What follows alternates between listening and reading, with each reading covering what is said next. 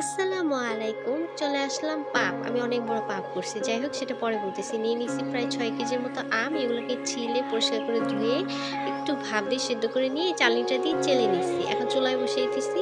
দিয়ে দিব সামান্য জর্দা কালার। এটা জর্দা কালারটা মিক্স করে দিয়ে দিব লবণ। দিয়ে দিছি তড়কা চামচের ৩ চামচের মতো চিনি। তারপর আমি আগে থাকতে গুঁড়ো করে রাখছি ধনিয়া গুঁড়া, জিরা আর মরিচ। ফাঁকি করা যেটা দিয়ে দিলাম। এটাকে দিয়ে একটু নেড়ে চেড়ে আমি আগে থাকতে